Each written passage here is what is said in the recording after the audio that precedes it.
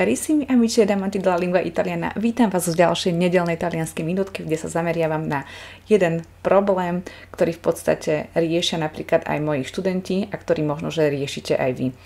A tentokrát som si vybrala na túto tému práve to, že máme strach častokrát hovoriť pred cudzincami. Čo ak mám strach z toho, že sa strápnim, že sa ponížim, že poviem niečo zlé, a väčšinou máme tam vyslovene, že blok, a určite to poznáte, že idete niečo povedať a zrazu v hlave prázdno a nič vám nenapadne. Zrazu to, čo ste sa celý čas učili, proste neviete zo seba dostať ani slovo. A ja toto veľmi dobre poznám. Väčšinou vtedy, keď som napríklad začala sa učiť taliančinu, neovládala som dobre angličtinu a nevedela som dobre ani nemecky. A o to bolo lepšie, keď som vlastne vycestovala prvýkrát sama do Talianska, pretože som bola tzv. Aj hodená do vody.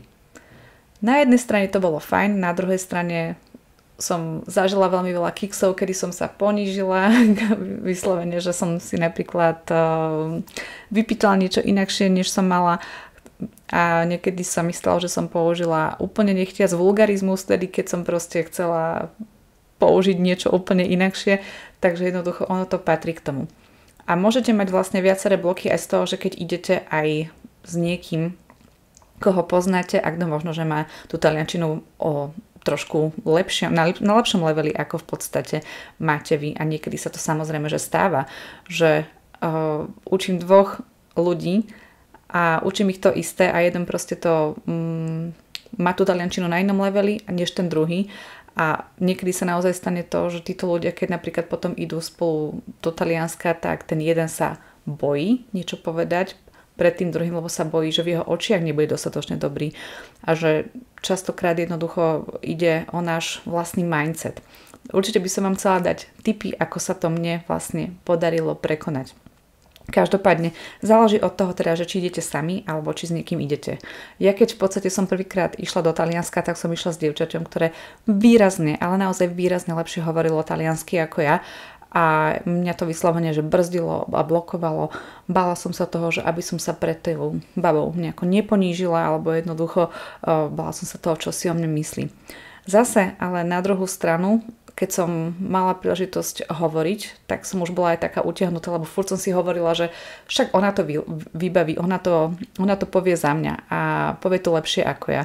A myslím si, že po tejto stránke niekedy je lepšie, keď sa odstrihneme od ľudí a ideme niečo fakt riešiť sami, ale samozrejme, že chce na to veľmi veľkú odvahu a coraggio, veľkú guráž, aby sme to v podstate zvládli. Ale samozrejme, že všetko je proces, takže netreba to brať tak, že musíme proste ísť stoj čo stoj a vyslovene, že znásilňovať samých seba, pretože to má úplne iný efekt, než by sme chceli. Ja častokrát hovorím mojim študentom jednu vec a myslím si, že toto by mohlo aj veľmi pomôcť vám. Uvedomte si, že vy hovoríte ich rečou. Oni nehovoria vašou rečou. Oni nehovoria slovensky, vy viete viacej z ich rečí, než oni z vašej. Môžete mi teraz apelovať, no dobre, ale tak akože toto napríklad neplatí v prípade nejakej angličtiny a možno, že to neplatí v prípade nejakej francúzštiny. Áno, dobre. Nebavím sa teraz o francúzštine ani o angličtine, hovorím o taliančine a môžem vám zo svojho úprimného srdca povedať aj z mojich skúseností, že Taliani sú veľmi vďačný národ. Priznám sa, neviem, ako to je na severe, pretože som študovala prevažne na juhu, v Kalabrii a na Sicílii, ale môžem vám povedať, že už len to, že sa snažíte hovoriť ich rečou, Taliani veľmi ocenia. A staršie generácie takmer vôbec nehovoria anglicky. A tie mladšie generácie sa častokrát pre ich akcent možno, že hanbia anglicky hovoriť, a preto sú aj radi, keď proste hovoríte po taliansky.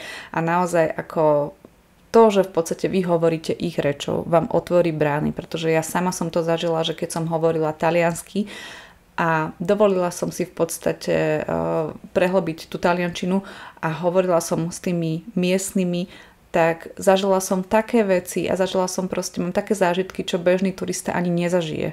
Takže nech vás nemotivuje to, že dobre neviete všetky slovíčka. Poviem vám otvorene, ja sa taliančinu Taliančinu sa ja učím od roku 2013 a učím ju od roku 2018.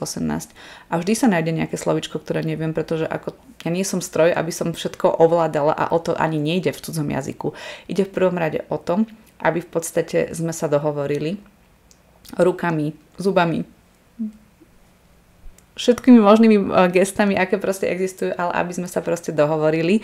Ale hlavne to, uvedomte si, že vy tým, že hovoríte ich rečou, robíte službu im. Takže dúfam, že vám to pomohlo a dúfam, že vám to tak aj pomôže pri každodennom učení taliančiny alebo možno že akéhokoľvek jazyka, pretože pamätajte, že vy ste vo výhode tým, že hovoríte ich rečou. Tak, bella giornata amici a určite mi napíšte do komentu, akú by ste chceli ďalšiu tému, ktorú by som mohla pre vás pripraviť na nedeľnú taliansku minútku. Budem veľmi rada, keď mi napíšete. Krásny deň, bella giornata e ciao!